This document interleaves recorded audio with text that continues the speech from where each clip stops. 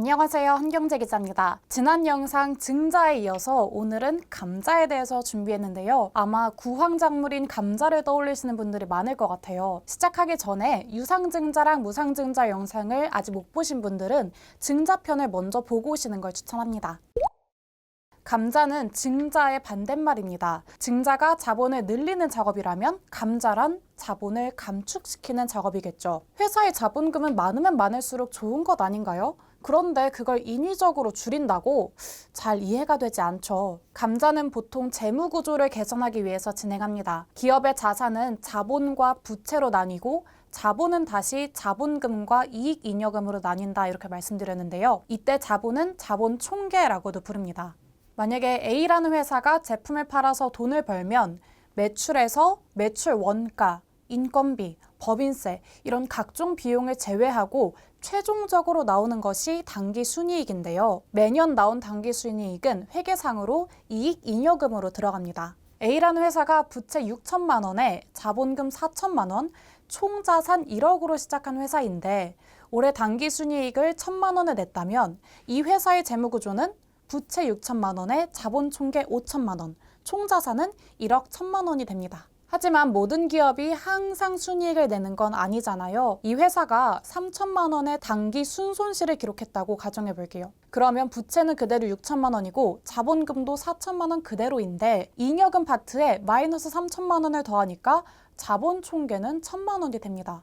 총 자산도 7천만 원으로 줄어들고요. 이렇게 벌어들인 돈보다 지출한 돈이 많아지면 이익 잉여금이 바닥이 날 거고요. 기업이 처음 설립될 때 그 종잣돈, 그 자본금까지 갉아먹겠죠. 이것을 자본 잠식이라고 부릅니다. 자본 총계가 자본금보다 훨씬 적어지는 상태를 의미해요. 자본 잠식률은 자본금에서 자본 총계를 뺀 금액을 자본금으로 나눠서 계산합니다. 방금 경우에는 4천만 원에서 1천만 원을 제외하고 그것을 4천만 원으로 나눈 0.75, 즉 75%가 되겠네요. 자본 잠식이 왜 위험할까요? 자본 잠식이 계속되면 상장 폐지까지 이를 수 있기 때문입니다. 자본금이 50% 이상 잠식된 기업은 관리 종목으로 지정되고 이 상태가 2년 동안 지속된다면 상장 폐지가 되거든요. 자본금이 전액 잠식된 기업은 관리 종목 지정 없이 즉시 상장 폐지가 되고요. 그러니까 기업은 자본금을 줄여서 자본 잠식 상태에서 탈출하려고 하는 겁니다. 근데 자본을 줄여서 자본 잠식에서 벗어난다는 말이 한 번에 와닿진 않을 수 있어요. 그림으로 볼게요. 자본금이 1천만 원이었는데 손실이 500만 원이라면 자본 총계는 500만 원이 됩니다. 자본 총계가 자본금보다 적어지는 자본 잠식 상태인 거죠. 여기에서 자본금을 살짝 고쳐주는 겁니다. 자본금을 1천만 원이 아니라 200만 원으로 확 줄이고 남은 800만 원은 잉여금으로 합쳐요. 그러면 당초 500만 원 손실에 이 800만 원이 더해지니까 잉여금은 300만 원이 됩니다. 그러면 자본 총계는 자본금 200만 원 더하기 잉여금 300만 원, 총 500만 원이 되는 거죠. 자본 총계가 자본금보다 커졌죠? 자본 잠식이 해결된 겁니다. 두 경우 모두 자본 총계는 똑같이 500만 원이에요. 하지만 감자를 통해서 회계상으로, 장부상으로 자본 잠식을 해결하는 거죠.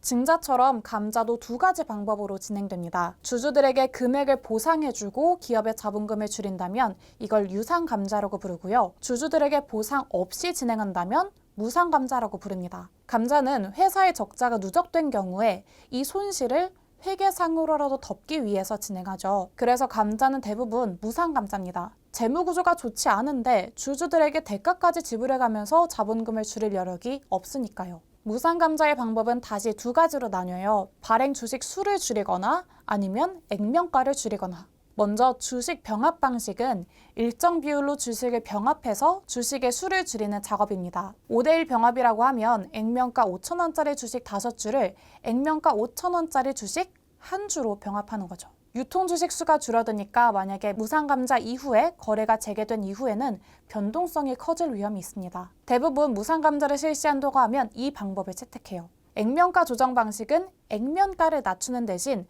주식 수는 그대로 유지해서 주주가치 훼손을 최소화하는 작업이에요. 삼성중공업이 지난 5월 달에 무상증자를 발표했는데 이례적으로 액면가 조정 방식을 택했습니다. 액면가를 5,000원에서 1,000원으로 조정하되 주식의 수는 그대로 유지한 거죠. 무상감자 이후 삼성중공업은 자본금이 기존 3조 원 정도에서 6,300억 원 정도로 80%가량 줄어들었지만 주식수는 변동 없이 그대로 6억 3천만 주 정도로 유지됐습니다. 물론 삼성중공업은 그 당시에 어닝 쇼크 이슈랑 유상증자랑 무상감자가 합쳐져서 주가 변동성은 컸지만요. 무상감자는 대부분 재무 건전성이 좋지 않은 회사들이 진행하고 또 주주의 돈으로 손실을 메운 것이니까 시장에서는 악재로 인식합니다. 물론 재무 구조가 개선되는 효과는 있겠지만 그 이유만으로 주가 상승을 기대하기는 어려운 거죠. 올해 삼성중공업, 현대두산인프라코어, 대한전선, 제주항공, 마니커, 판타지오는 무상감자를 실시했고 발표 당시 주가도 큰 폭으로 하락했습니다. 이렇게 경영을 잘못해서 손실이 쌓였다. 그래서 무상감자를 해야 된다면 경영진의 잘못을 왜 주주가 감내해야 되냐 이런 의문에 따라서 차등감자 얘기도 나와요. 차등감자는 대주주한테 경영 실패의 책임을 묻는 대표적인 방법인데요. 대주주 몫의 자본금을 100대 1 이렇게 큰 폭으로 줄이고 그래서 대주주의 지분을 낮추고 일반 주주는 10대 1이나 5대 1 정도로 적은 비율로 주식을 병합하는 것이죠. 반면 균등감자는 대주주랑 일반 주주 모두 같은 비율로 주식을 병합하게 됩니다. 작년에 아시아나항공이 재무구조를 개선하려고 무상감자를 추진했거든요. 그때 소액주주들이 차등감자를 적용하라 이렇게 주장한 이유가 되겠죠. 이렇게 두 회에 걸쳐서 증자랑 감자에 대해서 알아봤습니다. 결론은 대부분의 경우 무상증자는 호재, 무상감자는 악재다. 유상증자랑 유상감자는 경우에 따라서 호재일 수도 있고 또 악재일 수도 있다. 이렇게 정리할 수 있겠네요. 영상 도움되셨다면 구독과 좋아요 눌러주시고요. 궁금한 점은 댓글로 남겨주세요. 다음 주에 뵐게요.